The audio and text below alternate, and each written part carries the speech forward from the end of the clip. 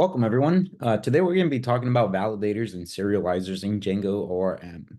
Um, so in part one, we'll be covering the general steps for creating a database model, using built-in validators, and then we'll go over creating our custom validators.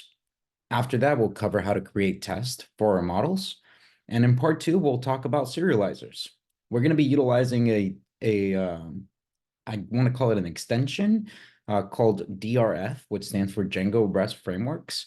And we're going to be utilizing that pretty much the remainder of the program to grab different things that we may need in order to build our API views or serializers, or even handle our authentication later on. We'll be covering what are serializers and why we need them, the manual serializing of data, which we'll see is a pain, a huge pain, especially when it comes to working with query sets. And then we'll go over how serializers can make that pain pretty much go away, because it comes with batteries included, and it gives us a really nice tool for being able to serialize models efficiently. And then after that, we'll go over creating objects through serializers. At this point, does anyone have any questions over what we'll be covering today?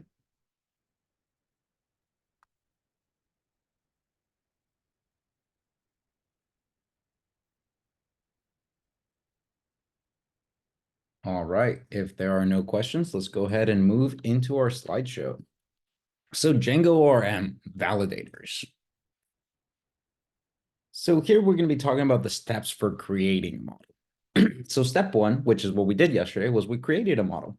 And I really like this imaging because it shows us the model is kind of just a really rough sketch. Somebody had an idea, they placed it down on paper. That's great. Well, what about our validation? We need to add validators into our models or add validators into our fields to ensure that each component or each piece of my model is working the way I want it to. All right, I want to specify what information is it that I want it to meet so that my end state of building a chair comes out exactly how I want it. So I'm going through making sure that each field has specific information of what it is supposed to do, its functionality, and what data it's supposed to accept.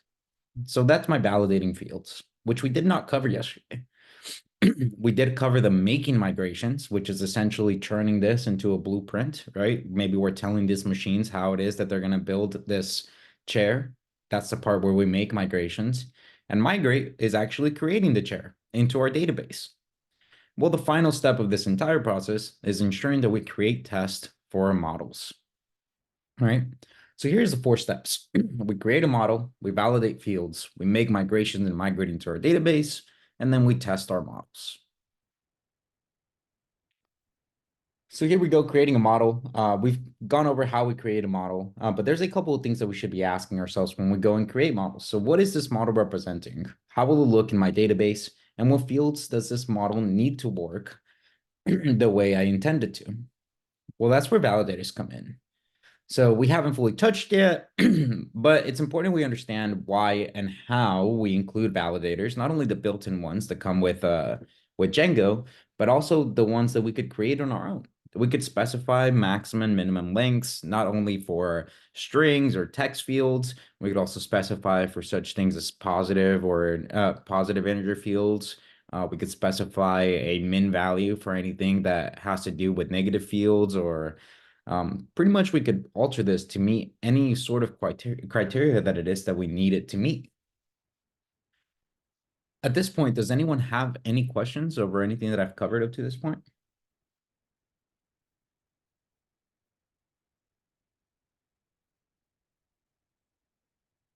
All right, if there aren't any questions, let's move into some practical application. So here we have my backend directory, which has my entire Pokemon project from yesterday. We've all seen this information already.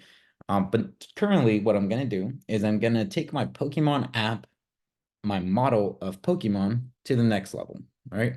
This is currently what I have from yesterday, but I need this to actually move into having some validation data. Well, there's a couple of built-in validators that we can maneuver through, and let's actually import those here from Django. So we're going to say from Django.core, we want to import validators, and I'm going to say as v. this as v is essentially just working as an alias. So I'm saying that I'm going to reference this validators by the letter v.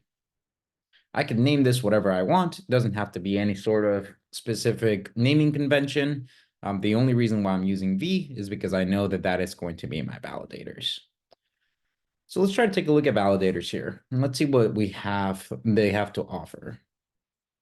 So if we take a look at our validators, we can see that we have a regex validation, which can take in a regex input to meet our specific information that we need. We see we have some URL validations that have already been built in. If I continue scrolling down, I should be able to find a couple of other ones. So here we have my email validator, and this might work faster if I do class. All right. So there's my base validator. So ensure this value is, and then it takes in the limits. There's my max value validator, my min value validator, a step value validator. I've never used this one, but that's pretty cool. I wonder what it does. Here we have something for minimum length, something for maximum length. If you want to put a validator on some sort of many-to-many connection, you may be able to utilize the length so that you can limit how much that set is able to grow or how many inputs that set is able to grow and when it's being masked out.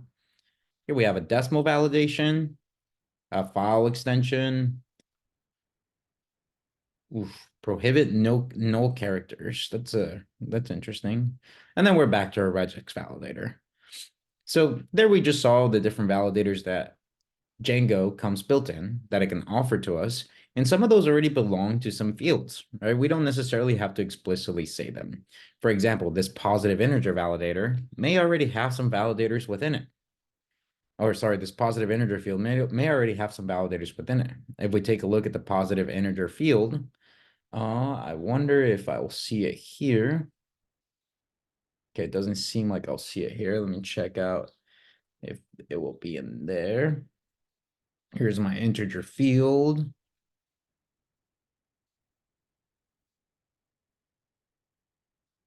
So there's some max length. All right, here we go. Validators.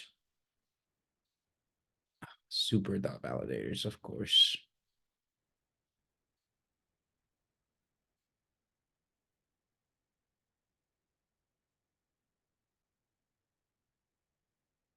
All right, this is going to take me down a rabbit hole that I did not want to go through, but some of our models already come with some built-in validators. For example, this positive integer field wouldn't allow us to have anything that's less than 0. And anytime I try to run anything into my database that is less than 0, this would fail.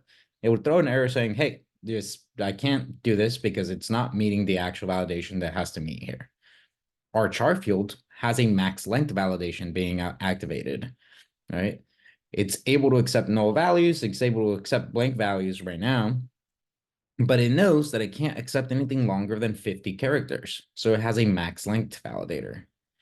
My date field likely has some sort of regex validation to ensure that it's accepting information in this specific format, where it's taking years, months, and dates. And it's also confirming that it is a valid date happening all at once in the background. Same thing for date time field. Our text field, we know that it doesn't necessarily have a min or max length for validation, but we could definitely add it if we wanted to. Well, let's start putting some of these validators into action. Let's start utilizing them. Well, there's a couple of things here that I can actually add them to. For example, I have my level, which is a positive integer field that I started at 1. But a positive integer field, that doesn't necessarily say that something can't meet a minimum or maximum standard. So maybe I want to actually place a comma here because I want to add a separate argument. And I want to say, hey, for validators, I want you to take in this list of validations. And in this list, I'm actually going to place the validators that I want to be activated. I'm going to say v dot min value validator. And I want this to have the min value of 1. I'm going to say v dot max value validator. and I'm gonna max it out at 100. Right? Our Pokemon are not gonna be able to have anything higher than 100 for their levels.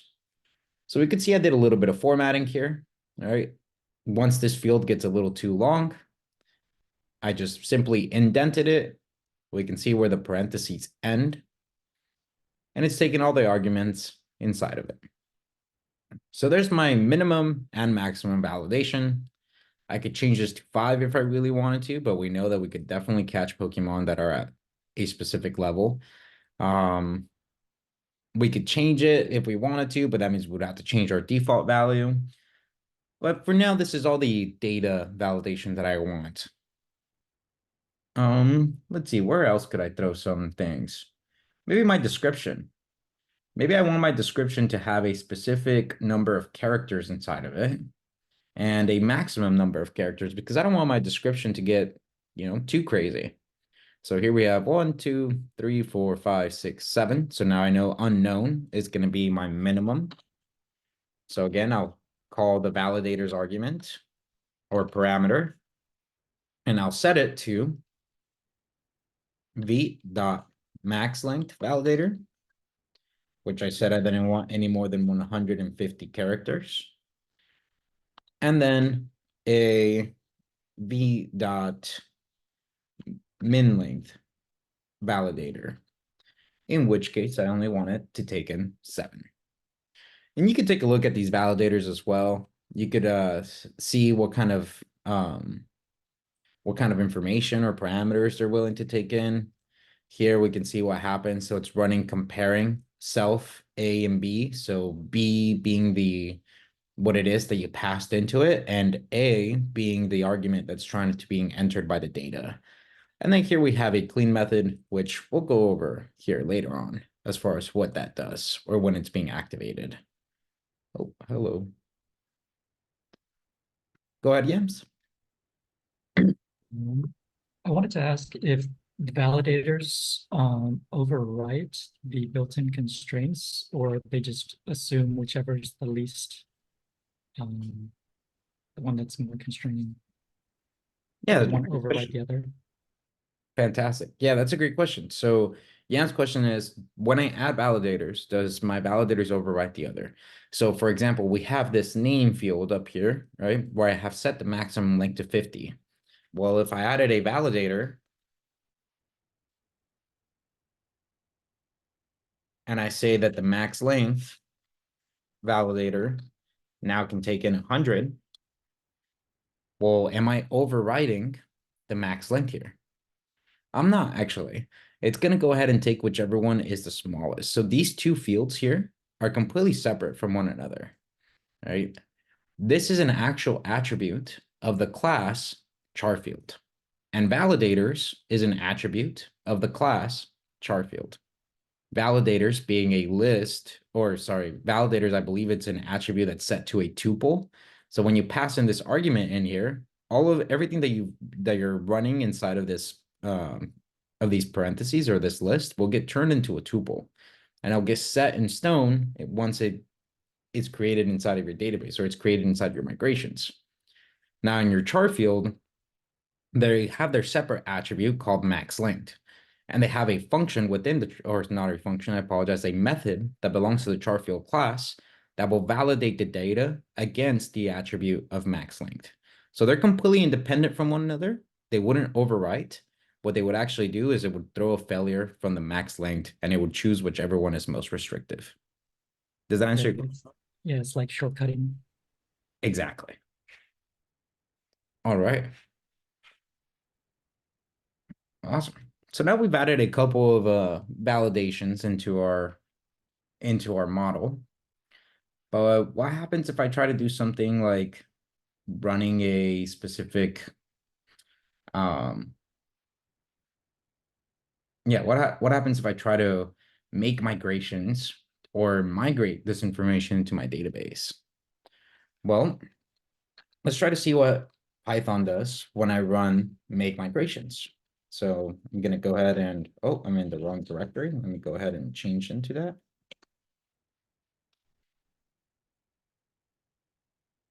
All right. I'm gonna run make migrations. Let's see what Python tells me. Well, it tells me, hey, there's an alter field on description on Pokemon, and there's an alter field on level Pokemon, and an alter field on name. Well, let's take a look at what that's saying inside of our migrations folder. So here's my migration 004, which is the one that I've just created. It tells me what it did. Okay. Well, what's happening here? I have my fields, and it's telling me that I'm adding some validations. Well, I've seen something like this before, where a field can take some sort of argument to restrict the data input that it's able to actually place into the database. What was that called during SQL week? Does anyone remember? Go ahead, Brian. Is that the same thing as the constraint? Exactly. Yeah, it's just like a constraint, right? What I'm doing now is I'm placing constraints into my database, but in Django, they're going to be known as validators. Awesome. So now that I've created this information here, I can actually push it into my database. So Python manage py migrate. And that made a migration into my database, adding the constraints that I've created. And I'm able to utilize this information within the database as well. So now instead of writing an entire SQL file and making sure that Postgres is good to go, and then mapping it out through some sort of Flash server, I'm just utilizing the Django ORM framework to manually change things inside of my database and manipulate information utilizing pure Python. That's great. Well, how do I know if these work? How do I know if they're going to fail? If there's something that's going to throw any sort of error? Well, let's actually try to create a Pokemon here. And when we utilize this Pokemon, we're going to utilize the full clean method, which is something that belongs to a model. And I wonder if we could see it here. Oh, come on. You got to be somewhere in there.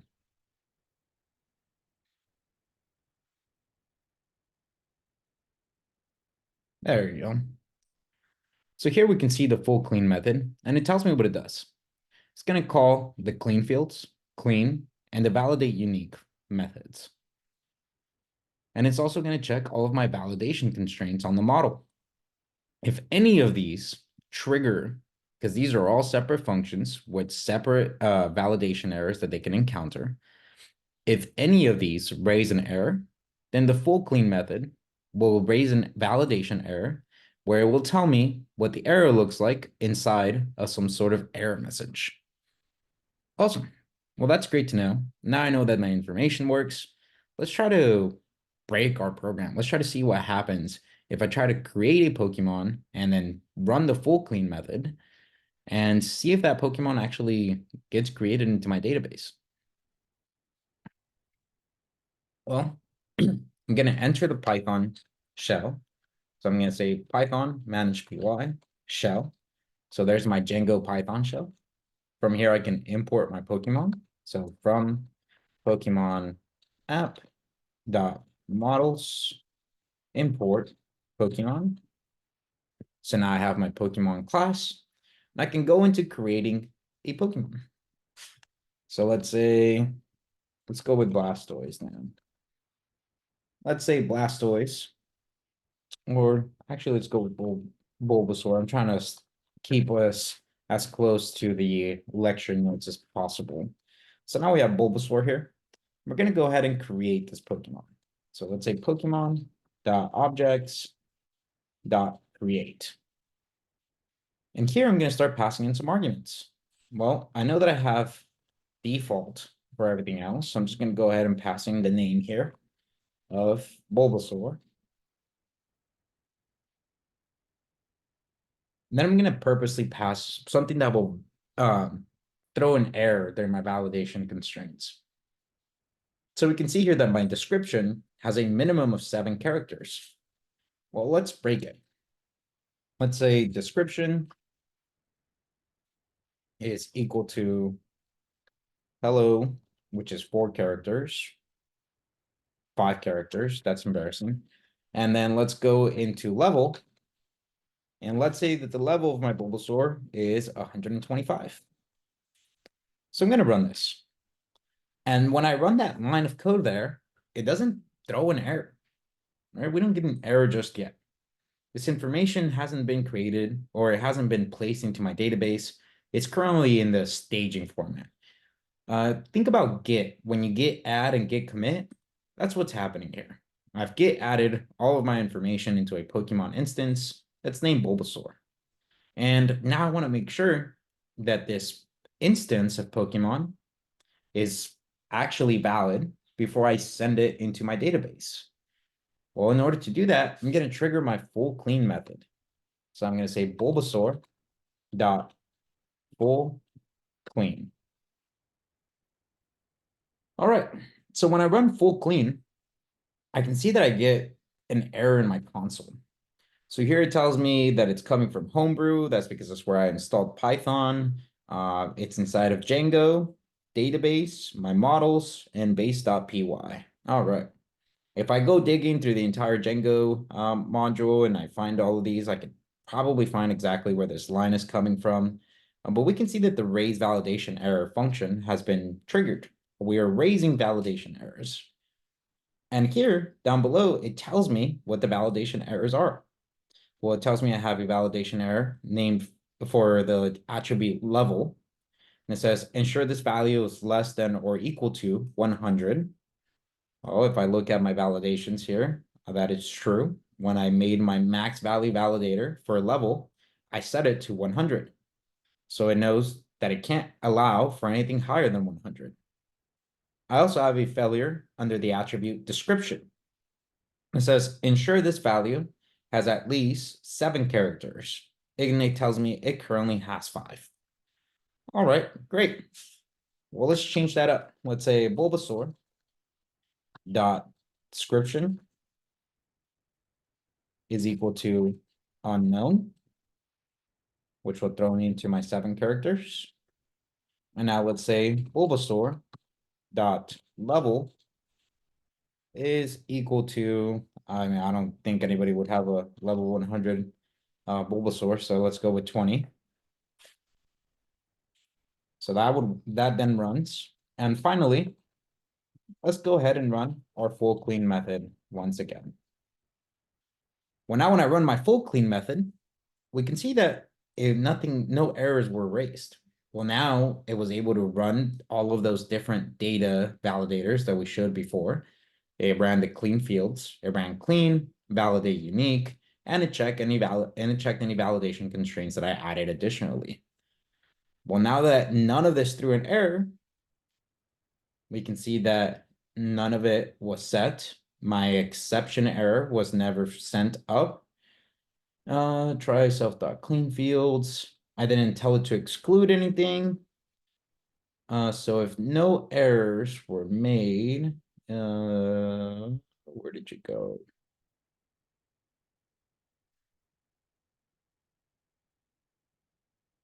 Okay, it doesn't seem like it shows me what it does when it's successful, and it could be that it just doesn't have any behavior if it is successful. All right, so great, there's my full clean method. The last thing I need to do, I'm gonna go ahead and check my database here. All right. I'm gonna run to PSQL, Poke API underscore DB. I'm gonna say select all, actually, yeah, from Pokemon. And I'm actually gonna run a limit. Let's just do this. All right, so there I see I have Pikachu, I have Charizard, and Bulbasaur has now been placed into my database.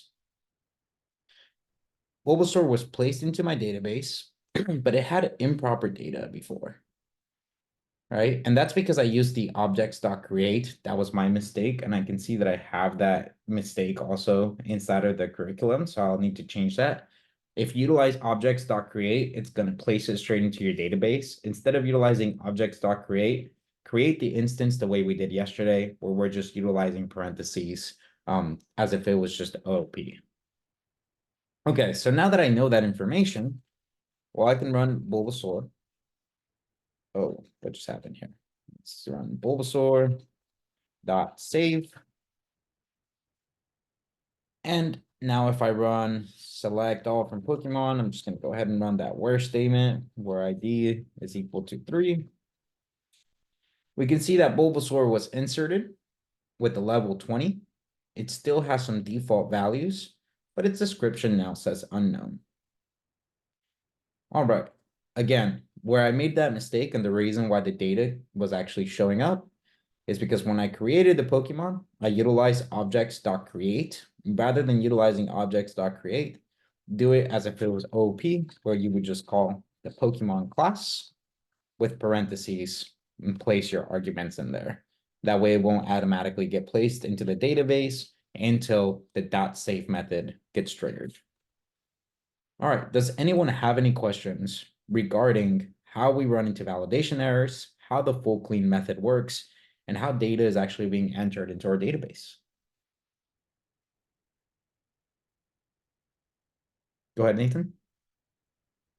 Yeah, so whenever you did that, the dot create, that just kind of forces it in there like automatically as opposed to using the OOP version.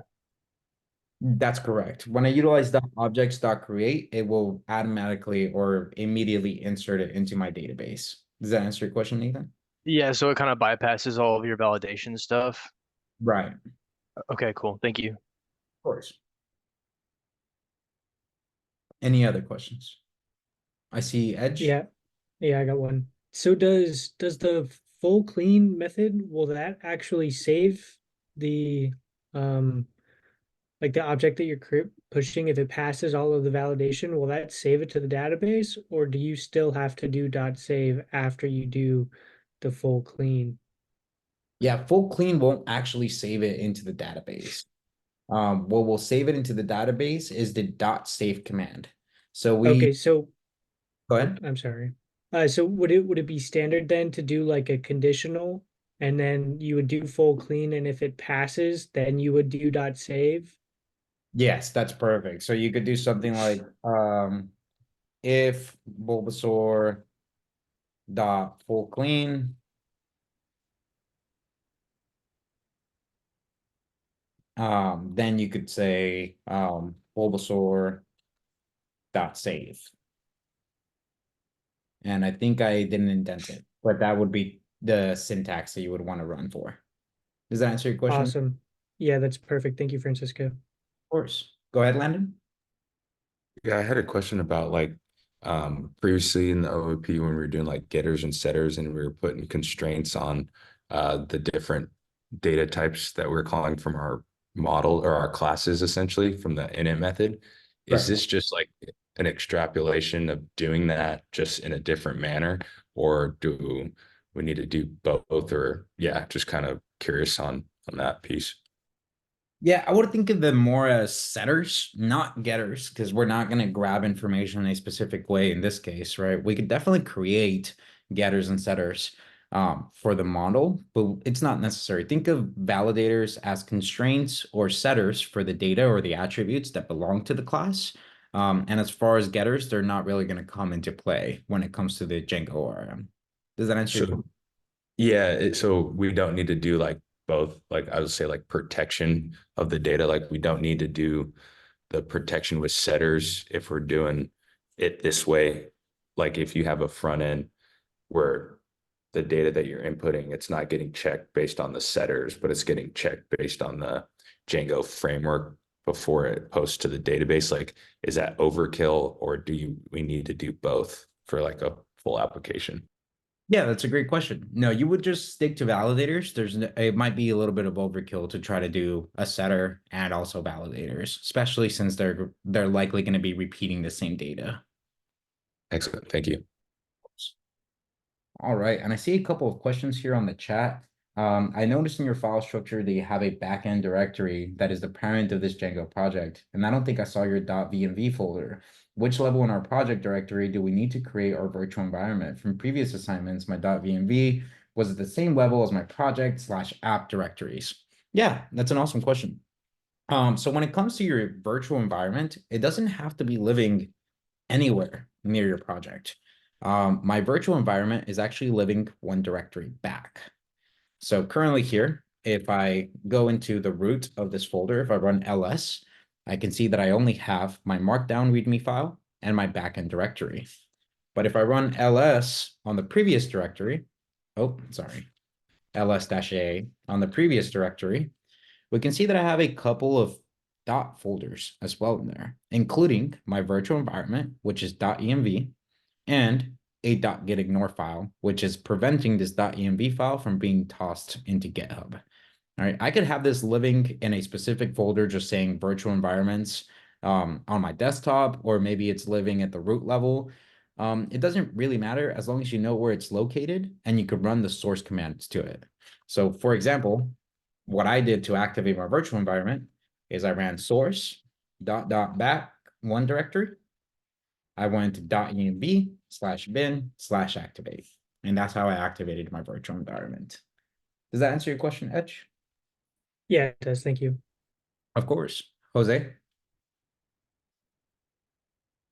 Yeah, I just had a quick question on that. With your folder structure and with the git ignore, I noticed that like in the Victor platoon, they explained that like right off the bat, once they created their files, they actually did a git ignore and they added it right away. That was like the first lecture. Is there a reason why like we're not doing that now, or is there any big difference between when we do place some of this in our git ignore for projects later on down the road to be pushed into our GitHub, apart from having a ton of files? Definitely. I don't want to get too far into the why we need .getignore. That's going to be something that we're going to cover in a later on lecture. The main reason why we haven't covered it just yet is because of the amount of space and time that we have to cover content. We decided to place it in a further lecture so that we could cover a good amount of content before we get there. Does that answer your question, Jose? Yep, that works. Thanks. Of course. All right. And then I see one last question here on the chat. Is calling the full clean function necessary? What happens if you call .save without using full clean when the object doesn't meet the constraints? Yeah, that's a great question, Chris. So what actually triggers this validation for the constraints or checking the constraints is a .clean or the .full clean methods, right? So clean and full clean methods will actually check the constraints. Save, the only functionality that saves gives us is it throws our fields or the data that it has captured into the database. So save will not check the constraints. It will essentially just, it would throw away our work to not run the full clean method prior to running the save method. Does that answer your question, Chris? Yes, thank you. Of course. All right, great. Well, we've covered a good amount of work of content up to this point. The next part that we're going to be covering is creating our own validators. And in order to create our own validators, we're going to actually put these validators in a separate file so that we can keep track of them and utilize them efficiently. So again, I'm going to run ls here. I'm going to change directories into my backend directory. I'm actually going to go into my Pokemon app here. If I run ls, I can see that I have my admin, py, some fixtures. But I'm going to go ahead and run touch validators.py to create a validation file. So there we can see validators.py has been opened. And actually start using some validators. Well, there's a specific kind of error that I want to see here. And you may remember from the Python lecture, you can ask Python to raise an error if your function isn't working properly, or if somebody put the improper input into your function, or some sort of capture input argument that you had. You can make it throw an error. But in this case, we want a very unique kind of error that comes from Django.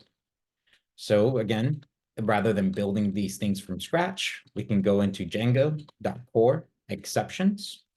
And what we want to import is a validation error. So this is going to say, hey, every time that I have a validator should actually throw a validation error.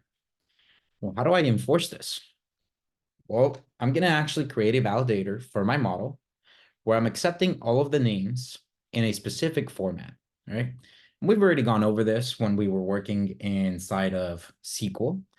What I'm going to try to do is utilize some regex here because we all love regex and we should practice it as much as possible. So here I'm going to name this function called validate name. And this validate name is going to take in an argument named name. It does not have to be the same, the parameter does not have to be named the same as the attribute. You can name your parameter whatever you want, but whatever value gets passed into this attribute is what gets ran against the validator itself. So I'm going to leave it as name. And from there, I'm going to say error message. I'm going to make this error message something like, this name should be in title format. And then I'm going to make my regex. So I'm going to say regex is equal to, and this is where it gets fun. So again, that R stands for, hey, this is a regex string, kind of just like an F string. But instead, we're utilizing R so that Python can recognize this as regex. The caret symbolizes the start of the string. I will be able to accept A through Z. And then from there, I want to be able to accept A through Z, one or more matches. And I want to kill the string. There's no spaces, just one specific input. We know that there are some Pokemon that may have spaces in their names, or actually, I don't think there is, but I may be wrong. But let's run this for now. And if at some point we run into a unique case, we may have to change our validation name. So now let's say good name is equal to re.match. And this is going to match the regex. So it's expecting first the argument that I want to match something to. And second, the variable that I'm going to be matching. It doesn't really matter the order I throw them into. They're going to be matching each other.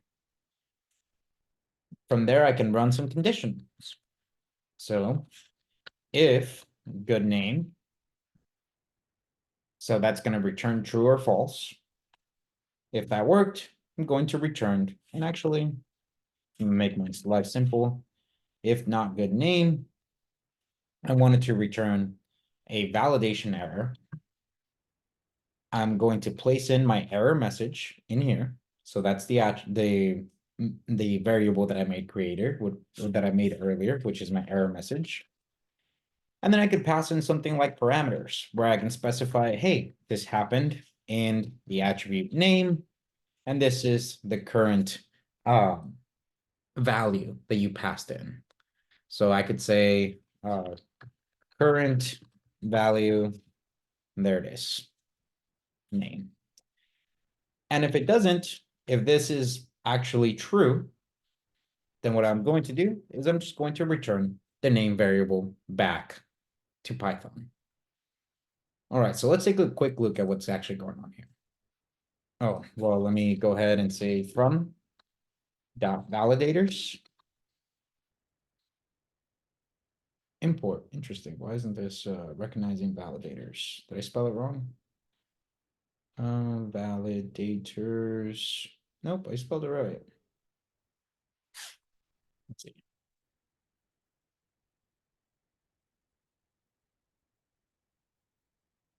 Oh, I see. I'm getting some unexpected behavior from my VS Code, but that's okay. It's working correctly. And what I want to import is going to be the function validate name.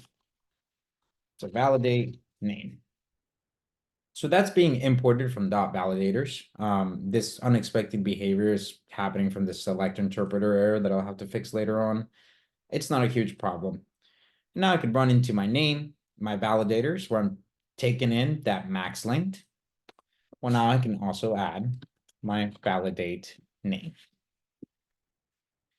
I don't need to pass in an argument into it. I don't need to trigger that function. It's not expecting some sort of attribute.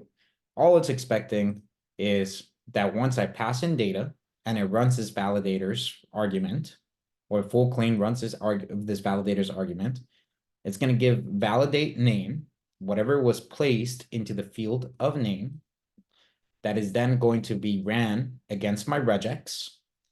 And if this comes back false, it's going to return a validation error, letting the user know that this is not in the correct format.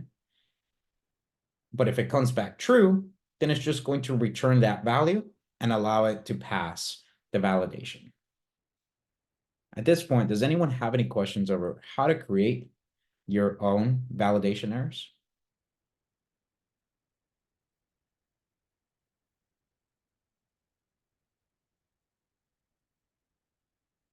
Go ahead, Landon. Is this a good way of like cleaning? I'm sure like really big applications have a ton of error handling for like validating data stuff. Is this like the best practice, like to really get into the weeds with handling error codes so that they're kind of like that the user that's interacting with your application knows what's going on? Like, is this where we do all this, like really get into error handling? So right now we're concentrating in protecting our database, and that's what we're really focusing on. We haven't gone into the user interaction just yet. Once we get into API views, that's when we're going to be talking about error handling, what it is that the user is going to be seeing displayed on their screen, and why it's triggering specific API request calls or responses. But we're not quite there yet. Right now, what we're focusing on is protecting the database from the Django framework. Does that answer your question? Yeah, it does. Thank you. Of course. Yams? So even though we made this validator ourselves, if it does not pass this validator, validate name, it should not add into the database. That's correct. There shouldn't be Okay. a case. Thank you. Of course. All right. The next question I see on the chat is from Roger. Whenever possible, can you explain or help fix the same problem I have? Oh, sorry. That's seems to be a personal question. All right. Awesome. So now that we have this information, let's go ahead and try to break our program yet again. Let's go ahead and make some migrations. Oh.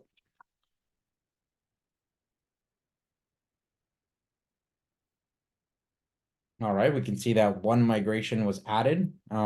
Here we can see that it was added to the field name on Pokemon. All right, and now I can migrate. My migration happened. And now let's enter our Python shell. Well, again, let's say from Pokemon app dot models import Pokemon. So Pokemon works. Now let's make a new instance of this validation here. Let's try to add Blastoise now, or yeah, let's try to add Blastoise or Vileplume. I don't know. So let's go ahead and say, yeah, Vileplume is equal to Pokemon, or name is equal to Vileplume. Hopefully I'm spelling that correctly.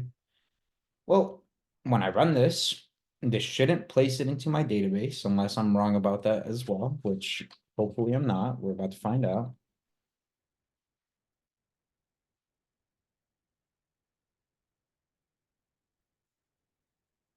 Okay, so there's 1, 2, 3, and now we can see that Vileplume hasn't been added into my database. I only have 3 characters. So I've created this Vileplume instance. It hasn't been saved just yet. And before I actually save it, I want to make sure that the data is clean. Well, I can run Vileplume dot full clean. And that worked for some reason. Let's see, did I migrate? I did migrate. Why didn't Vileplume work? Let's see, validation, error, it should. Okay. That should have thrown an error through my regex. Unless I'm doing this incorrectly.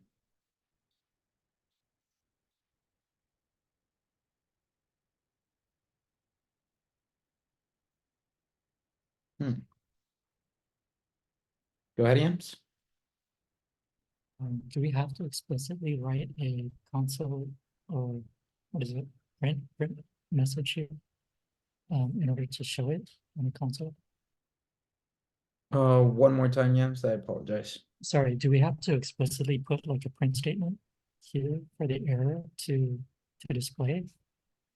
No, we do not. And actually, I see where I've made the mistake. And thank you, Yams. I appreciate it. So the problem isn't that the validation error wasn't triggered. It's more that it wasn't raised, right? Whenever we're raising an error, we want to make sure that it says raised. So this return statement is my problem. I want to raise validation error, not the other way around. So let me make sure that this works. I'm gonna run into my shell again. Oh, actually, I can't run into my shell just yet. I have to make migrations one more time. Okay, then I have to, it was said no changes were detected because I already had this function. So now I can say Python manage py shell. I can import my Pokemon, create my Vileplume instance. And now if I run the full clean method, there it is. Now we have our validation error being raised. And it tells me that the validation error happened in the attribute name. This name should be in title format. And that is it. We now have our own validation error that's working to fix our Vileplume. So if we wanted to fix Vileplume, again, we could run Vileplume.name is equal to Vileplume. And now say something like if Vileplume.fullClean Vileplume.save.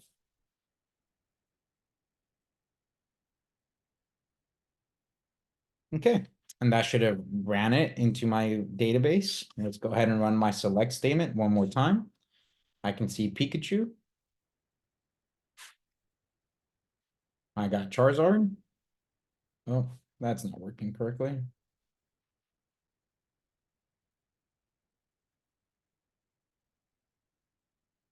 Huh, it didn't seem to execute this correctly. So let's go ahead and do Vileplume.fullClean. And then trigger an error. So now we can save Vileplume. Now we see entry 4 has Vileplume inside of it with the default values that we provided. And it didn't throw an error because all of my validations were met. Awesome. Does anyone have any questions over creating your own validator or utilizing built-in validators and how to go about creating an instance that will check my validation process?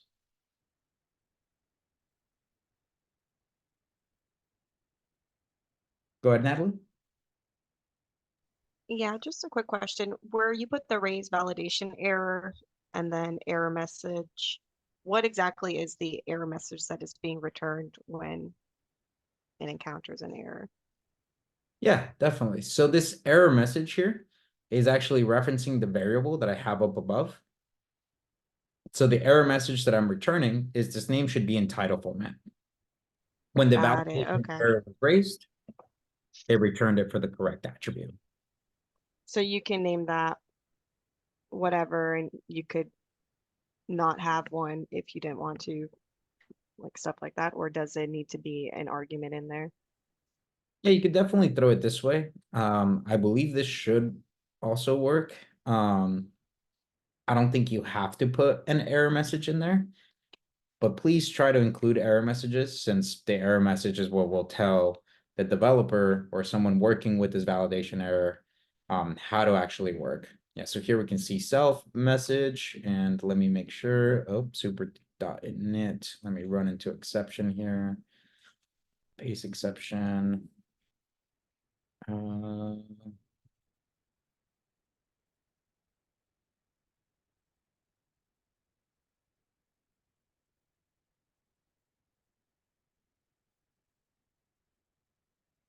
It's not gonna let me dig into those folders, but I don't think we need the message. I believe the message could be it can be a single error, a list of errors, or a dictionary that maps fields.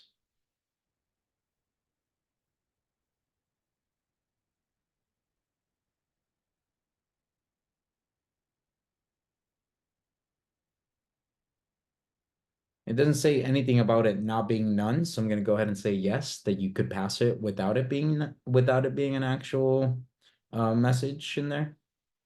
That's what I'm going to assume that, but that might be worth a try. Does that answer your question, Natalie? Yeah, thank you. Of course. Go ahead, Nathan. Yeah, just from like a, I guess, macro view, is it safe to assume that most of the user validation would be validated like on the front end, like doing forms and stuff, and this is kind of like a catch-all just to just to like double make sure? Or is this more like for, I guess, developers kind of putting in data? Yeah, definitely. If we want to look at the overarching picture, you want to protect yourself from user input as much as possible, right? You want to protect the database, which is where your validation comes in. You want to protect your responses and API requests, which is where your API views come in, where they are protecting what data is being accepted and what data is being returned. And then you also want to protect the data being captured and what gets sent over HTTP requests, which is where your front end comes in and handles things through forms to ensure that the form data is already as clean as possible. And it's just those 3 levels of protection that you want to put in your application as far as protecting your code. Does that answer your question, Nathan? Yeah, so it's just kind of having like this, I mean, double redundancy just to make sure that all the data is kind of just sterilized before it actually gets inputted in there. Right. It's just essentially protecting over and over again. Yes. Gotcha. Thank you. So Yeah, I just wanted to ask real quick. Maybe I missed it. Is the import RE on line 2 right there? Is that intentional or is that doing something? yeah, this import RE is being used in line 7, where we're matching the current name or the value of name against the validation, against the regex up above. Okay, thank you. Being utilized to compare those two, of course. Okay. Awesome.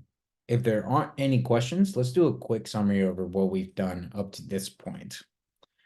So up to this point, we've imported the built-in validators from Django core, and we've created our own validator, which will validate a name that will be in a title format. We utilize regex to do that. Now, to apply these validators, we've added them to individual fields by adding an attribute to the field named validators. We specify this attribute to be a list, and within that list, we are actually using or telling this field that these are the validators that it's going to run the input value against in order to ensure that we are receiving clean data. We've used a couple of built-in validators in both the name, level, and description, and then we utilized our own validator in the name to ensure that it matches the correct format. Awesome. So we just spend a pretty good amount of time doing all of this. And so far we've been testing everything through the Python shell, which can get really repetitive. And as you can see, it's kind of a hassle as far as how to apply all of this information. So it's going to take us into our next topic of testing. How does testing work? We talked about that. So here we go. So why test? So test won't fail if you don't write any, right? But why test, you may ask yourself? Well, it helps organizations save money by identifying errors at an early stage. It ensures product quality by having a set standard through test. Test could also be utilized as documentation, kind of telling other developers, hey, this is what this specific component or this specific function, method, class is doing. And these are the minimum requirements as to what it is supposed to do in order for the entire application to not break, or for this specific behavior to not break. And it facilitates refactoring and adding new features. So if I work in an application, I'm sure we've already encountered this where you were working in OOP and you maybe have a nice clean project and you think to yourself, well, I want to add something else in there. And you add something, you're working through it, you get that new feature added and you try to check out something that you had before. And that previous work that you had is now just broken. And you don't understand where that error came from. And then you have to go through the entire project and try to ensure that it's all working correctly. Well, testing prevents that from happening, right? If I continuously run tests as I'm developing, well, then I'm making sure that previous features that have been built are not being broken by any changes that I'm making. And if I do make one that breaks, well, then I need to make sure that I compensate for it or change some code to ensure that that test continues passing so that the entire project continues working correctly. So testing a model. In the part where we test a model, we're essentially making sure that every method, every validation, and every field is doing what it's supposed to do. So let's go into actually writing our own test now. Django apps usually come with a script already for your test, so you could write your test within it. And now we're going to write our test for our Pokemon. And for each one of these tests, we're going to make sure for both proper and improper input. So let's get to it. This is still going to follow some sort of OOP. We're going to utilize this Pokemon test because we know that this is testing the Pokemon model. I'm just going to pass in the parent of test case. Well, now I can start writing some tests. So let's say test 01, create Pokemon instance. All right. So it's going to check that it works with proper data. So I'm going to go ahead and pass in a new Pokemon here. I'm going to set it equal to a Pokemon. But currently my application doesn't know about Pokemon. So let's go ahead and import that from models. And let's start passing in our arguments here. I want the name to be Pikachu. And I want my description to be not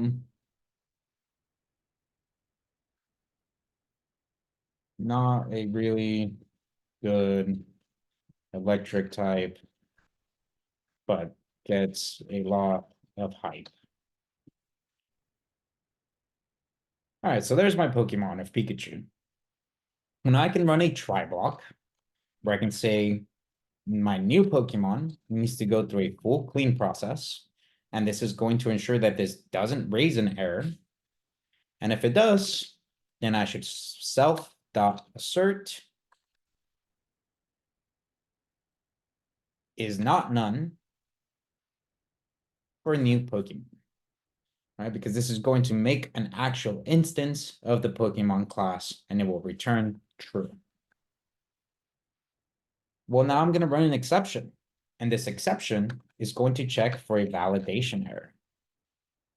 Because that's what my validators are going to be raising. Right? Usually we do something like except exception as E. But rather than utilizing exception, I want to check my validation. So let's go ahead and go from Django.core.exceptions import validation error. Well, now that I have that, I know that if a validation error is to be raised, I want this test to fail. So this test is going to run. It's going to try to create a new Pokemon with the following information: the name Pikachu in the description. It's going to try to run the full clean method. If the full clean method does not raise an error, it will assert that new Pokemon is not none, which it won't be. It will be a class instance, so return true and pass the test. If it does raise an error, well, then that means that I'm not doing this correctly, and I want it to fail. I guess I don't just want it to fail. I also want to see the message that's coming back. All right, I see a question from Brian. Go ahead. Sir, on line 12, did you want it to assert is not none? Oh, thank you. Appreciate it. Yeah, thank you. And I just realized that this is inside of the attribute message dict, not message. Okay, great. So now I have this test. My shell is working, and I can execute my test by doing Python manage py test. So it's going to look for any test files that have test within it. So it's looking for this. And then as far as naming conventions, your test should always start with test underscore, and then whatever it is that you want to name it in order to be asserted. So we create our class instance here, which is Pokemon test case or class. When I run this test file, this utilizes this class, and it runs the function of test underscore, as many as there are. In this case, it's create a Pokemon instance. And we could see the system check identified no issues. And something very important that I want us to look at here is we can see that it creates a test database. So there's actually a database that Django is going to create when we run this test command. And it's going to create that database for any models or any migration files that we have. So it's going to look at our migrations, create a database that will reflect all those migration files, and then it's going to run our test code. And here we can see one period, which means that one test was ran. We can see here ran one test in 0.001 seconds, and that one test passed. And I know that it passed because it came to a 0. Well, let's try to break it now. What happens if I do Pikachu with a lowercase letter? Okay, good. So now I can see that it failed. It raised a validation error. So here's my test. And here's the important part. This is where it becomes easy to read. Once you start getting down here, it becomes a little bit confusing, especially when you have multiple tests running. So I try to always look for this upper portion up here. So this F means that my test failed. Not that there was an error in my code as far as how I made about making my tests, but that the test actually failed. Now, those are two completely different things, right? If I get an error, that means that my test isn't built correctly and it's checking for wrong things and it's causing an error to happen. If I get an F, that means the test is failing. The test was built successfully, but the code that I made to pass the test is what's failing. So what's happening now is it creates my test database. It runs and it says, hey, there was no issues as far as creating this database with the correct migrations. And then it runs my test. And when I ran my test, it saw that it failed. Here we can see failed test 01. We get this F, which stands for failure as far as the test. Before we had a period, which means it passed. Now we have an F for failure. And then it actually shows me the message that caused the failure. But I have this print statement right up here. And this print statement tells me that there is a message dict that should not be throwing it tells me that I'm printing the message dictionary, which is what I see up here. I can see that the name format was built wrong, and it came with the improper title format. All right, I see a couple of questions here on the chat. I'm going to get to those here shortly. Let me finish demonstrating these test cases, and after that, I'll open up the floor for some questions. All right, so we made the first test. Now let's make our test where it doesn't meet our description. All right, if I run this again, it should pass. We can see everything pass. We got one file that passed. Now let's make a test that should fail the majority of my constraints. So failing constraints. And preferably you want to do it one by one. You don't want to just do all of your constraints. So maybe we want to do something like failing. Let's go with name constraint, since that's the one we built ourselves. And let's make our new Pokemon here.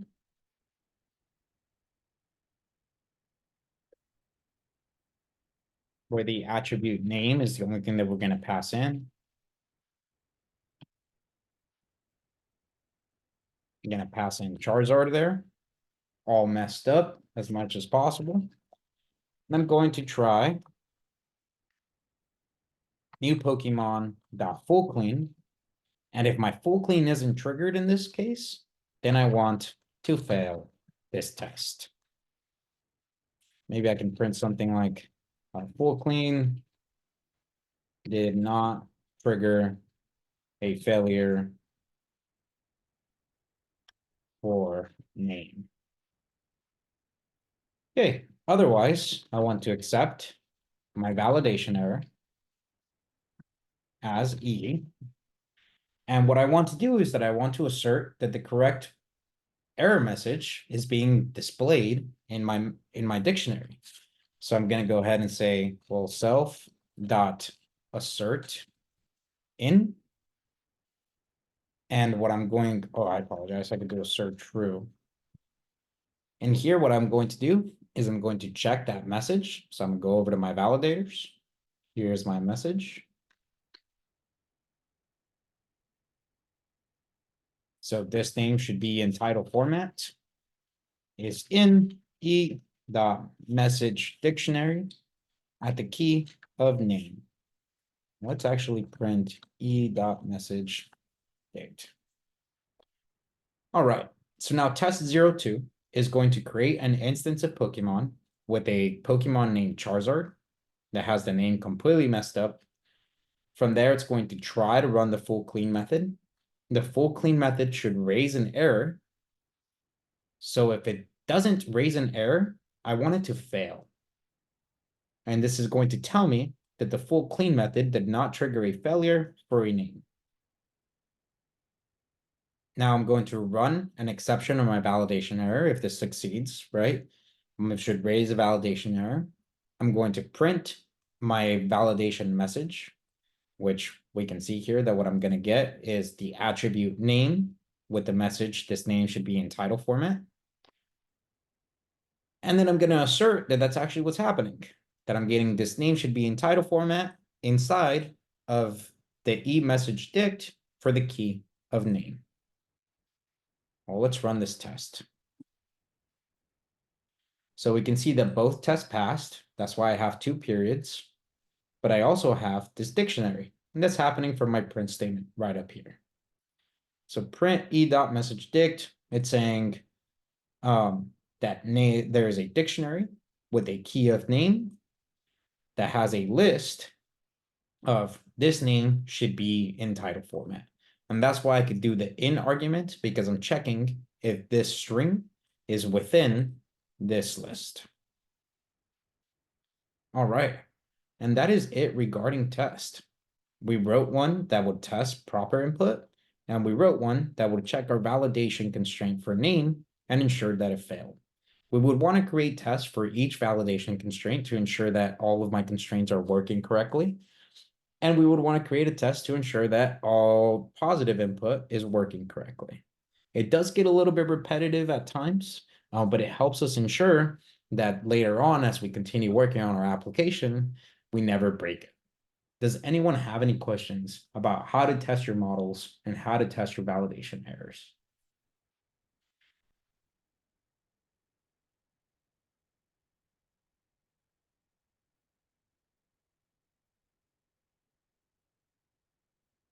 All right, I see a couple of questions here on the chat. When we apply Django validators and utilize migrate, we are applying those changes to the database. Previously, when writing a DB schema, we should define constraints, etc., that sit on those tables. Are Django validators mapping to SQL commands under the hood? are actually writing constraints. The idea of limiting a varchar like column makes sense based on some of the Django validators we just went through. But how do custom validators look on the table itself? Yeah, that's a fantastic question. So when I made a custom, so these validators that we've created, or the validators that I placed within the Django core, are actually being reflected within the check constraints inside of the database, right? So it's actually running an alter table, and it's adding a check constraint to specific fields, so that the constraints are actually being ran on the database. But the ones that we create ourselves, such as validate name, they are not being reflected in the database. I'm not sure if we were able to see it earlier, but I try to make migrations. It's too far back and I can't scroll back to it. I try to make migrations after adding this validate name in here. And I said that there was no migrations that had been applied, or there was no changes to apply to make migrations for. Well, that's because the ones that we make manually and import do not exist within the DB. They only exist within the Django framework, right? That's why we have to make sure that we run that full clean method. Only the ones that come from Django core will be reflected as constraints within the database, but the ones that we build ourselves will only exist within Django. Does that answer your question, Landon? Yeah, it does. Thank you very much. Of course. All right, I see a next question here from Natalie. By passing in test case into our class Pokemon test, that gives us access to the assertion and .fail that you used. That's correct. Yeah, so the assertions and the other commands that I'm utilizing here, so as assert is none, fail, and there's a couple of other ones that you can utilize. That's all coming in from test case. All right, so when I run self.something, it's looking at all the attributes that come from test case, which I'm hoping will be easy to find, but it doesn't look like it's that easy. All right, but yes, they're all coming in from this parent class named stuff case. Does that answer your question, Natalie? Yeah, thanks. Of course. All right, this is great. Thank you so much, everyone. Currently right now it is 11:43. We're gonna go ahead and break into some independent work time. Let me go ahead and take a look at how much time I have previous to lunch. Let me pause the recording first. All right, welcome back, everyone. The last thing we talked about during the first part of our lecture was, oh, hello. Okay, that's messing up too. Was how to create tests for our individual models. Well, the next thing that we're going to be talking about now is going to be our serializers. We're going to be talking about Django Rest Frameworks, what are serializers and why we need them, a manual serializing of data, which is a pain, and then we'll go over how to serialize data through Django Rest Frameworks. And then after that, the last thing we'll cover today will be how to create objects through said serializers. So let me close all of these things that we no longer need. And let me actually bring up a browser here on the side that we can utilize. So if I go into my browser and I place Django Rest Framework in my browser, the first thing that's going to come up is Django Rest Framework. And here we can see that it takes me over to the serialization class. Django Rest Framework is it's a really powerful extension. And what it's meant to do is take the whole batteries included from Django and extend that to have even more functionality already available for us. Here we can see that it has a couple of properties that are really popular with it. If I click on serialization for ORM, it's going to show me how I can declare a serializer, how those serializers work, and what it is, how to use it in order to return good JSON data. This is Django Rest Framework. We have a couple of videos or a couple of lectures. Sorry, not lectures, but markdown files regarding it. So feel free to take a look at Django Rest Frameworks and kind of annotate what exactly is it that Django Rest Framework brings to the table. Let's go over serializing this information and why we need to serialize this information. Well, the first thing I'm going to do is actually show us what happens when we query the database and what that information looks like. Well, if I enter the Python shell, it's gonna take me over to Django shell, and it's gonna show me that there is such a thing as serial, that it's gonna show me my shell. I'm gonna go ahead and import from Pokemon app dot models. I'm gonna import my Pokemon. And from there, I can go ahead and say, well, let's say Pikachu. Or I wonder what I have currently as far as Pokemon goes. And then from there, I can decide who it is that I want to utilize.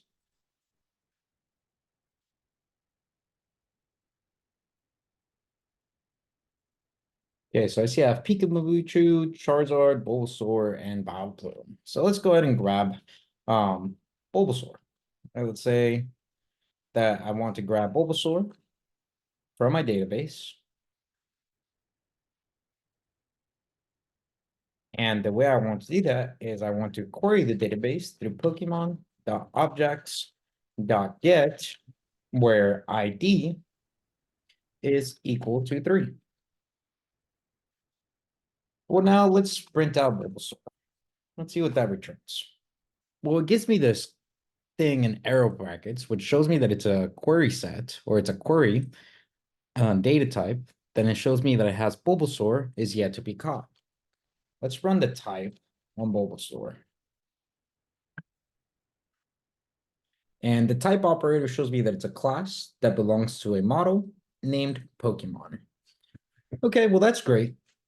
But if we remember from our full stack week, in our full stack week, we learned that we don't necessarily send requests through HTTP and class instances.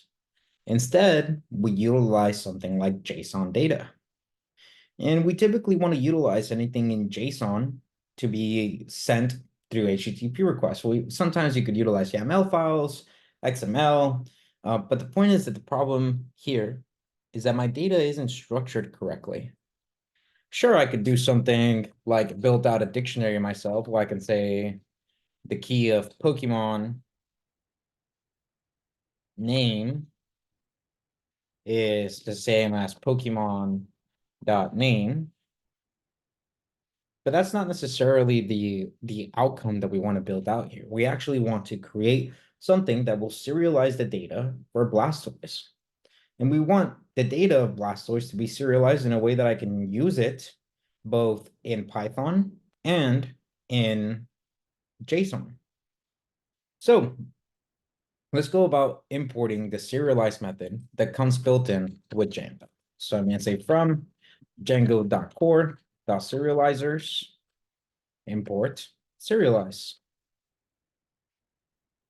All right, no error was risen.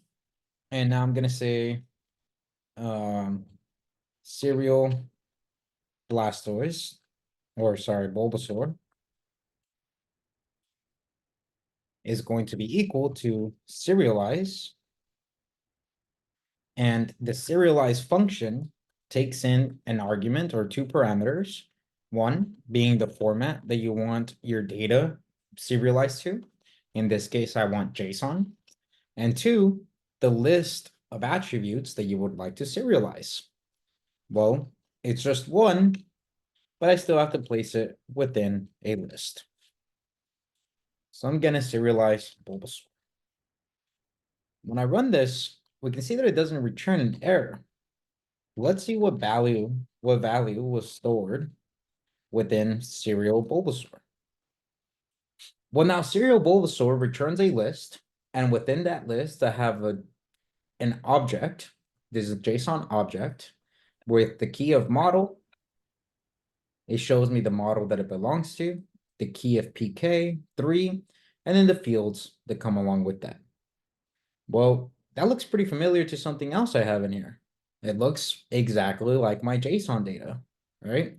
When I did dump data, it's actually running this Django.core.serialize to dump JSON data into a JSON file. But here's the tricky thing. What I'm looking at here on my terminal is not JSON data. If we take a look at the outside, I have these small quotation marks there. What does that mean? What kind of data am I messing with here? A string. Yeah, I'm messing with the string, but more specifically, I'm messing with a binary string, all right? I'm messing with something that's could be utilized to be sent through request, but it's not actually in JSON just yet. So now I have to import JSON and then utilize JSON loads to actually turn this into a JSON object. So let's take a look at an example here. Let's say that I just want to see the name of said Pokemon. So I should be able, if this was an object, I should be able to say serial Bulbasaur, enter fields. And then from fields, I should be able to enter name. And that should return the data of Bulbasaur. Oh, and actually, this is a list. So I need to enter index 0 first of all. But when I run that command, it tells me, hey, this is a string. String doesn't have any sort of indices like that. You can't just enter something called fields. So there's something else going on. All right. I expected that error. Well, let's turn this into an actual JSON object by importing JSON and then utilizing JSON dot loads. And let me go ahead and do serial. Let's do JSON Bulbasaur to make sure that we know that this is our actual JSON object. This is going to be equal to JSON dot loads serial Bulbasaur. Okay, so now if we run that same command that we did before, but rather than utilizing serial Bulbasaur, we utilize JSON Bulbasaur. We're going to see that it was actually able to create a dictionary. JSON Bulbasaur is now a list of dictionaries rather than a string that represents a JSON object. Great. We're able to create all of our information, and now we actually have a serialized data that we can send through HTTP request. Awesome. So now if I want to return a response through my API view, I could do it utilizing this JSON Bulbasaur. And I could go to format my response by grabbing independent fields from here, right? Like let's say I only wanted to return the name and level of said Pokemon. Well, I would have to say, let's see, response data is equal to JSON Bulbasaur. And this would actually be a key here where I have Pokemon, let's say name. I would have to enter index 0, enter fields. Oh. Then enter name. And I could likely do the same thing if I wanted to enter it for the level as well. So now if I did something like level, paste the same information, but instead of name, I say level. Then I can close out that data. Well, now if I take a look at response data, we can see that we have the name, Bulbasaur, and the level. That's great and all, but it's not, this is too much of a pain, right? I just went through an entire process. It took me almost 10 minutes to cover that section. And all I did was create an object or a dictionary with a key and a value of repetitive data that I already had before. I just had to manipulate it in 3 separate ways in order to formulate my response. Well, there's got to be an easier way. How do I fix this? This is where Django Rest Framework comes into play. Before I move into the solution portion, does anyone have any questions over what we just did of grabbing an object out of our database, serializing it through Serialize, and then afterwards turning it into a JSON object that we can use to formulate a response?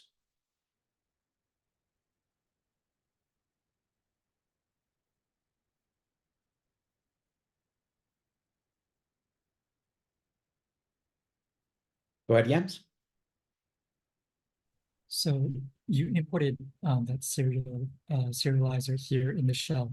If you close the shell and reopen it, do you have to re-import? That's a great question. Yeah, so every time you open up the shell, you're essentially creating an empty Python file or an empty Python script. So every time you want to reutilize something, you would have to re-import everything that you've imported before. If we saw earlier, I continuously import my Pokemon model, and that would be the same thing for any other import statements. Does that answer your question, Jens? Yes, thank you. Yeah, of course. All right. So now that we've gone over this, let's go over the solution, right? The easier way of doing this. What does Django Rest Framework bring to the table? I'm going to go ahead and run pip install Django Rest Framework. All in one word.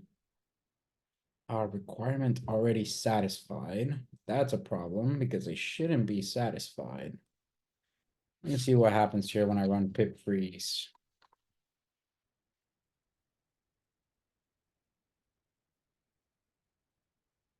Okay, so this is the same error that I was getting before, where it wasn't actually grabbing the correct virtual environment.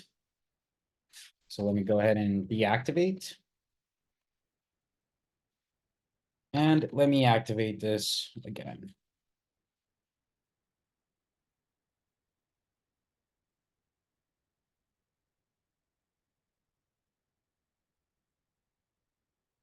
All right.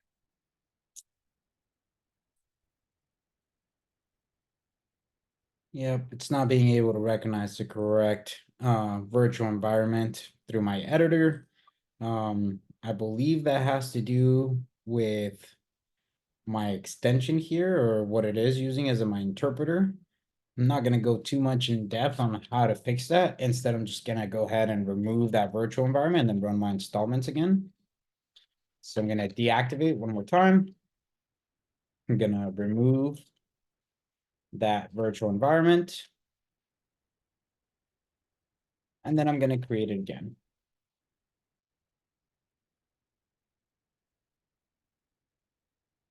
I created it within this directory this time. I'm going to run source.env/bin/activate pip install Django.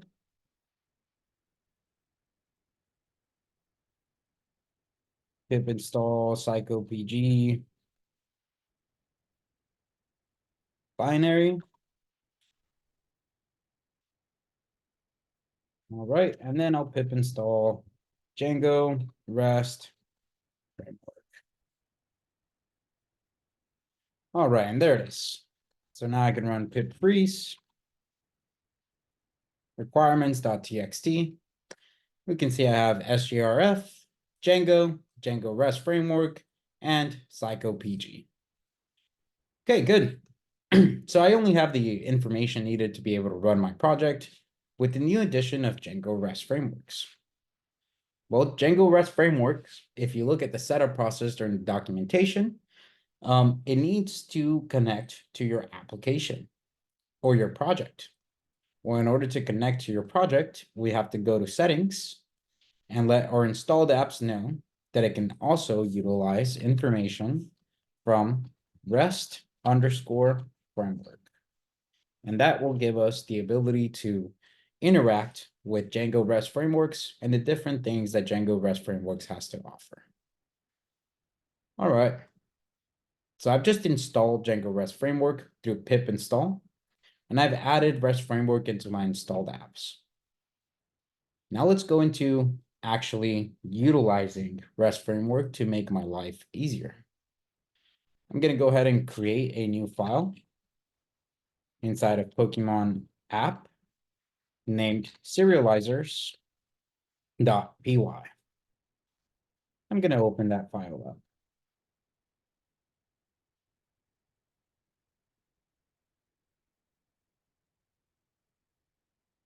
So now I have serializers.py opened up. I've installed Django Rest Frameworks, so I can utilize the serializers that Django Rest Framework has to offer to me. I'm going to say from Rest Framework import serializers. And then from there, I can go ahead and import my model.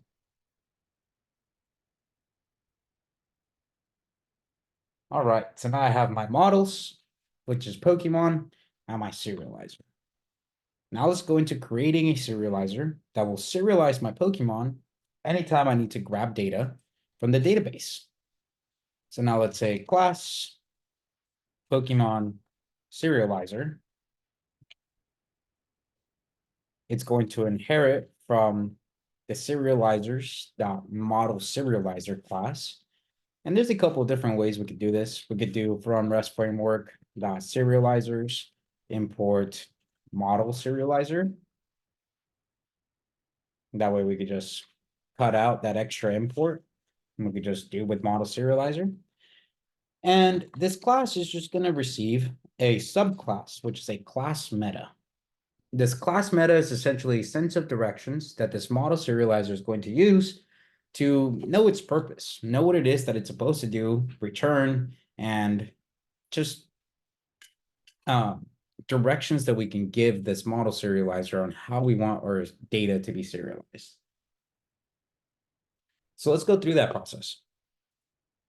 I want to establish two things: the model that it will be interacting with, and the fields that I want to interact with. Well, the model that I want it to be interacting with is my Pokemon model. And the fields that I want it to return should be a list. I want it to return my name, my level, and probably an ID. If I'm thinking in the future, when I make HTTP requests, I likely want to know the ID of all of these Pokemon, right? Well, now let's take a look at what we got here. This has been saved. Everything's good to go. Let's see what my shell looks like when I import this serializer. So I'm going to go ahead and say Python manage py shell. And I'm actually going to kill this p-SQL statement here because I don't really need it. That way I have more in my terminal here. And instead of importing everything else, because I no longer need to know about my model or need JSON or anything like that, all I need to import is this Pokemon serializer. I guess I could import Pokemon as well.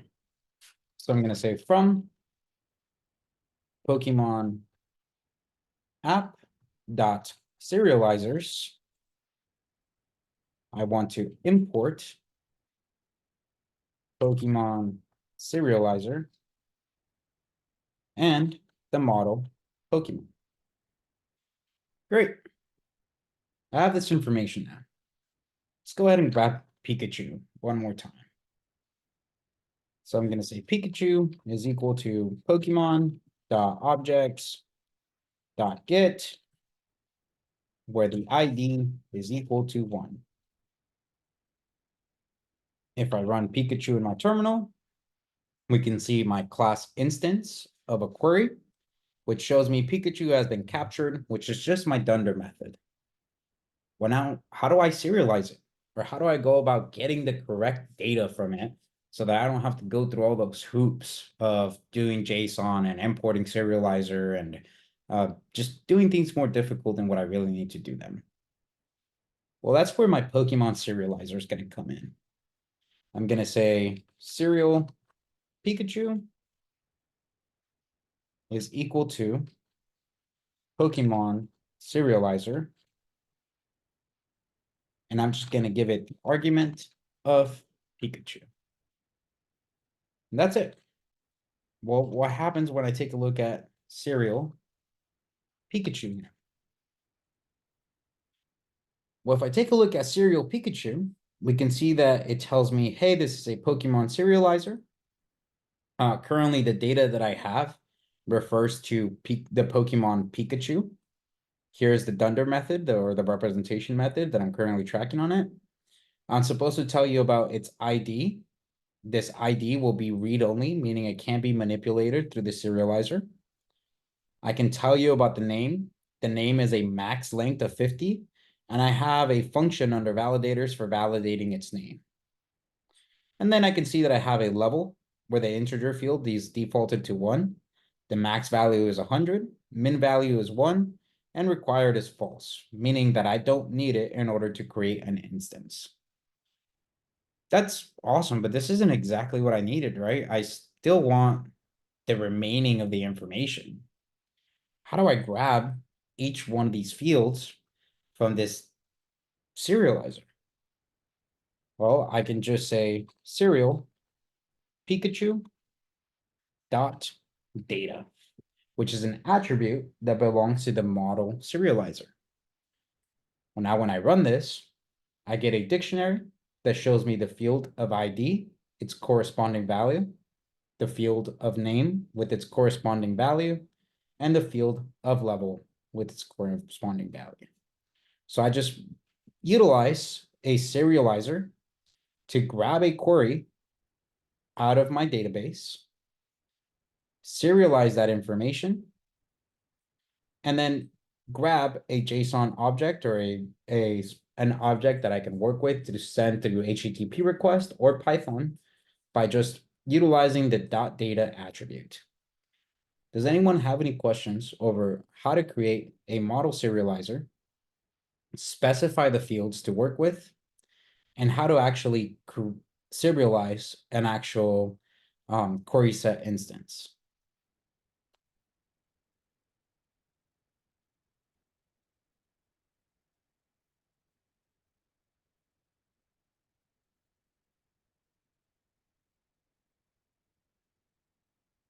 Go ahead, Landon.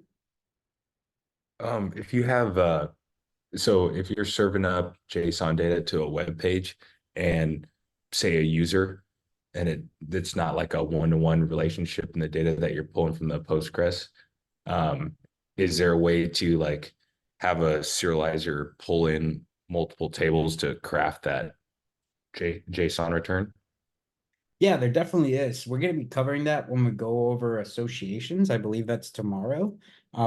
But yeah, we'll be able to utilize other model serializers from our different models and nest them within our Pokemon to be able to serialize those connecting data. Awesome. Thank you. Of course. All right, if there aren't any other questions, let's go over how to utilize the serializer to create an instance. So earlier today, we created an instance utilizing the full clean method, and we created all of these validators to be able to run information. And it worked great. But there's got to be an easier way to do that to enforce our actual valid data coming through and without having to run the full clean method. Well, our serializer won't actually let us save data unless it's been proven to be valid. So let's go into doing that. Currently, we have our Pokemon serializer. And let's say I want to create Eevee into my database. Again, we can utilize object destructure, right? I can say that the name of Eevee will be Eevee. And I can say that the level of my Eevee will be 25. So now I have an Eevee dictionary living there. Well, let's do a serialized Eevee. My serialized Eevee will take in my Pokemon serializer. And what I'm going to do is I'm going to pass it an attribute named data.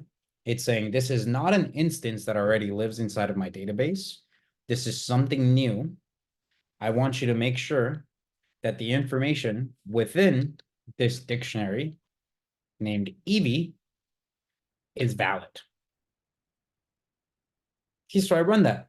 I haven't run the check to make sure that this is valid yet, but let's see what Pokemon Serializer looks like now. So now Sir Eevee seems to have data attributes where the name is equal to Eevee. The level is 25. It's still tracking on the 2 fields that I told it to make sure exist. And it has its validation ready to go. Well, now let's trigger the validation. I'm going to say Sir Eve dot is valid. And when I run that, it returns true. It's telling me, yeah, this data is good. It has been valid. And now, since the data is good and it ran well against my validators, I can actually save the Eve. So I'm going to say serialized ev.save. And now we can see that it returns the serialized object of ev is yet to be captured. And again, I can take a look inside of PSQL.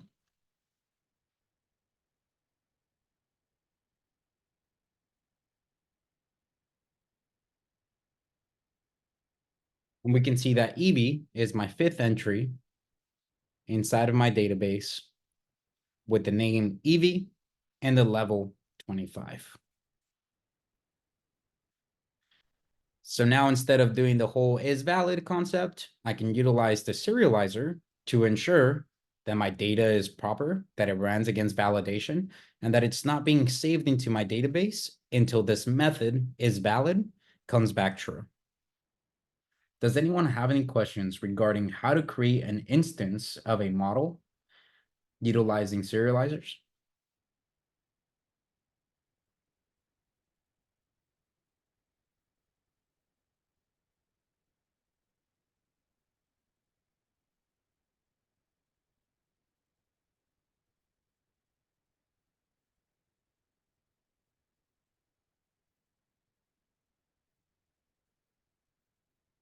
Go ahead, Natalie. In your last example for the Pokemon serializer, this time you have data equals Eevee. Last time you just put Pikachu. Is there a reason why you put data equals Eevee this time? Yeah, absolutely. So that's a great question. The first time when I utilized the Pokemon serializer, I was passing in a Pokemon instance. What I was passing in was Pikachu, which came back from our database, right? Rather than telling it, hey, this is new data and you need to validate it, I'm telling you, this data already exists. I just need you to serialize it for me. So I'm not specifying a data attribute. Whereas down below, Eevee is not a Pokemon instance. It's just a dictionary that has key and value pairs that I would like to create a Pokemon out of. So now I need the data attribute so I can then run is valid and save it. Where now when it's saved, it creates the Pokemon instance. Does that answer your question, Natalie? Yeah, and then could you also go over how is valid is different than like the full clean? Yeah, definitely. Let me see if I could do something like this. Let me see. So let's go with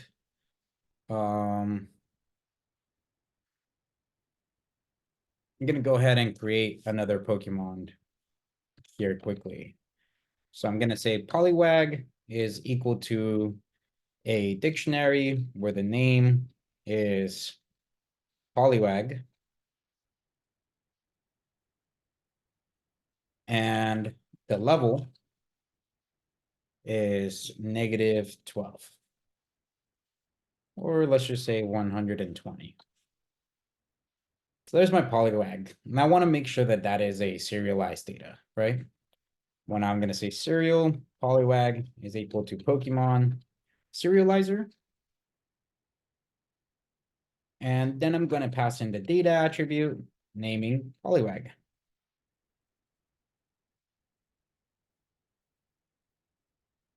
All right. Well, what happens when I run .save on that Poliwag? Well, I get an error. It's telling me, hey, you can't just save this serializer, or you can't just run this data and be able to save it. You have to call is valid first. Otherwise, I'm not going to allow you to save this information into the database. Before, when we did it, we were able to run .save without running the full clean method. What is valid is doing is it's actually calling the full clean method, but it's not just calling the full clean method. Once it comes back with the full clean saying, hey, none of this data raises an error, this data is good, then it allows the serializer to actually save information into the database. So now let's run that. Let's say, sir, Poliwag dot is valid. And we can see that returns false. So now if I return false and I try to save it, it's going to tell me you can't save invalid data into the database. All right, so full clean, even if full clean raised an error, I can still save data into the database. Full clean doesn't stop me from saving data into the database. But this is valid does. Is valid is saying, nope, this error, this data is bad. You can't save information into the database just yet.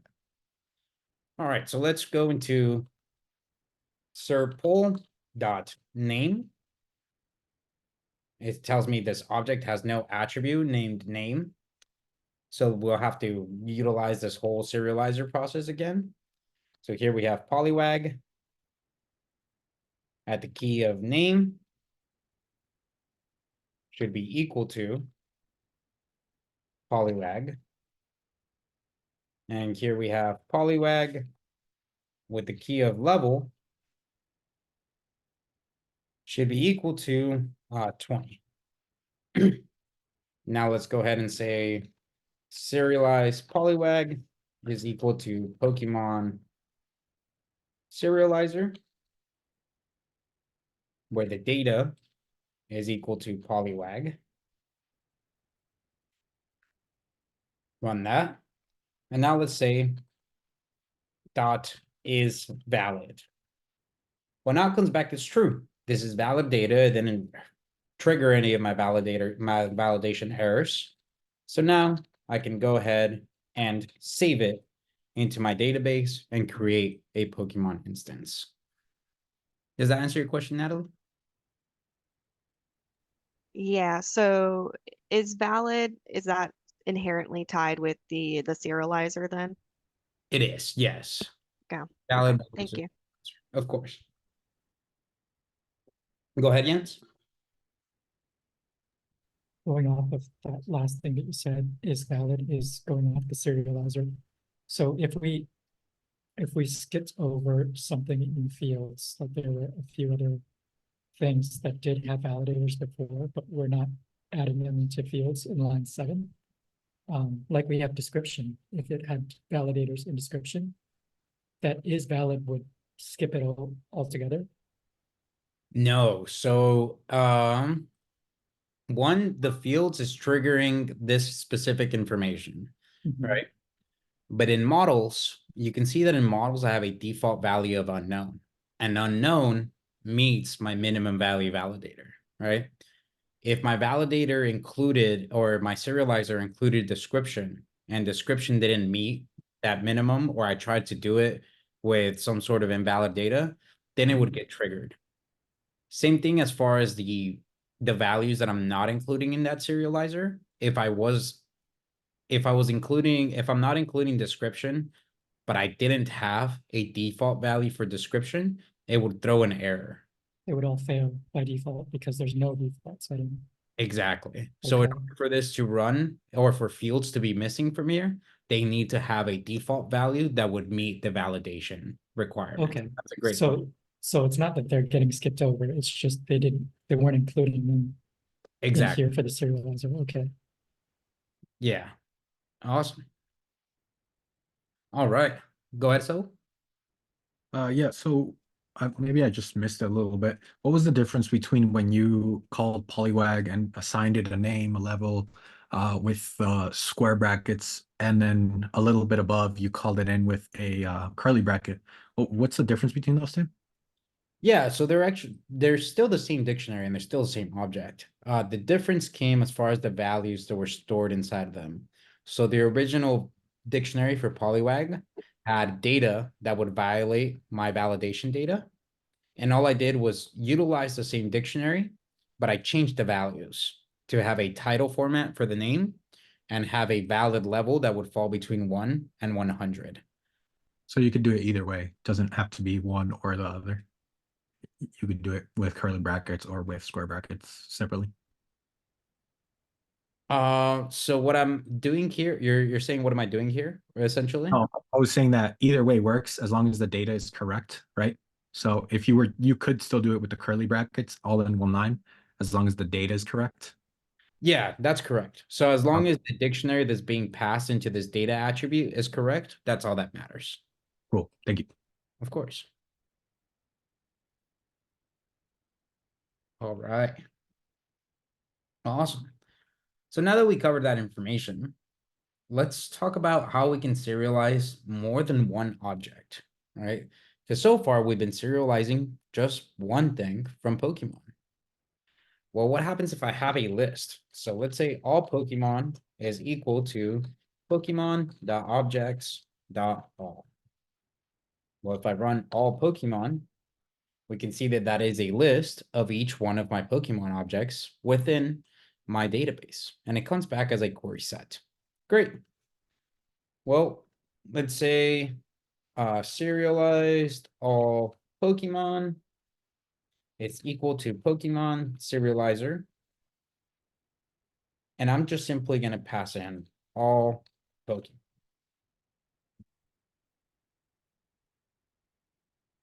Well, now what happens when I try to access the .data attribute? Gives me a bunch of errors. And it tells me, hey, this you're trying to access a query set, but you're telling me that this query set should have an attribute name inside of it, and it doesn't. Well, it's true. We took a look at the query set earlier, and the query set didn't have any attributes. It just had a list, right? A list of objects. So instead, what I need to do is I can still serialize all of my Pokemon as I have down below. But instead of just passing this Pokemon serializer with all Pokemon, I need to tell my serializer that it needs to handle many equals true. That means, hey, I'm not passing you one independent object. I am actually passing you a list of these objects. So now I run that. And when I try to access the data now, well, now I get a list of dictionaries with IDs, names, and levels for each individual Pokemon, which you could only imagine how much of a pain that would be if you were doing it the original way, utilizing Django.core.serialize. And that is how we serialize data in Django. All right. So let's take a look at what we did today. Today, we went over how to utilize the Django core validators that come built in with Django, or batteries included, by adding some max length validators, some min length validators, max value and min value validators into fields. We also covered how to create our own validators inside of a validators.py, where we utilize regex to ensure that our names were in a title format, and how to raise validation errors. We then covered how to test those validation errors and test our models to ensure that our constraints being built are actually being triggered, and that our model can accept the proper data that we expect it to be able to work with. Once we were able to create a nice clean method for our model, or a nice clean validators for our models, and all of our fields were completed and tested those fields, we moved into serializing the data, originally doing it through the built-in operators of Django serializers. But then we found the easier way of doing it, utilizing Rest Framework.serializers model serializer to create a model serializer for the model Pokemon, where it will serialize or accept the fields ID, name, and level, return those within responses, or accept those to create Pokemon instances, which is right here. Does anyone have any questions over any of the topics that we covered today?